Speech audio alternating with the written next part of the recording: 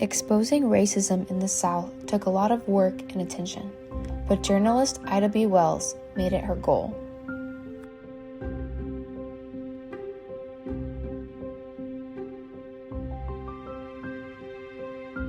Ida was born into slavery, which was in 1862. After the Civil War, Ida's family pushed and gained their freedom. Ida eventually came of age during the Reconstruction era, also known as the Period of Hope. But unfortunately, Ida's parents and brother passed away during the yellow fever epidemic. She had to take care of her remaining family members and claimed she had to act as a parent to them. After, she moved to Tennessee to live with her aunt, where her love for journalism began. In 1889, Ida bought a share in the Memphis Free Speech Headlight, becoming the first female co-owner, as well as editor of a black newspaper in the U.S. On March 9, 1892, a racist mob lynched Ida's friend. After this horrific event, Ida started leading her work towards the topic of lynching in America, which also made her a target.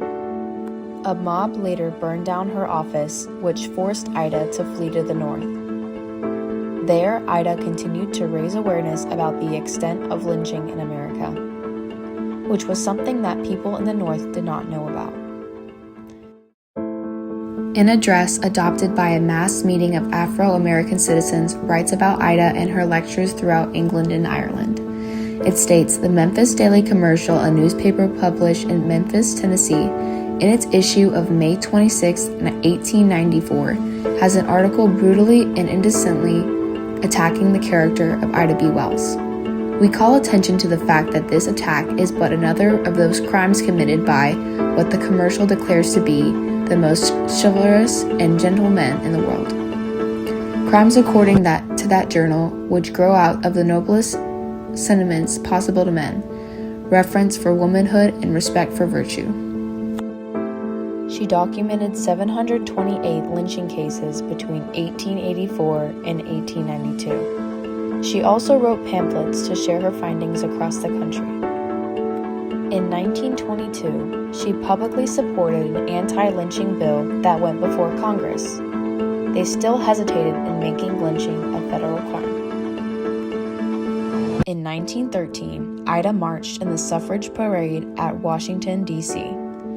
The organizers initially refused to allow black women to march in the parade, saying they would be marched in segregated sections. The NAACP organized letters and telegrams to the parade organizers, and eventually the organizers agreed to allow black suffragists to march in their delegations. Ida B. Wells helped expose racism and injustice and remains an inspiration to journalists. Ida B. Wells did not allow herself to be silenced or marginalized.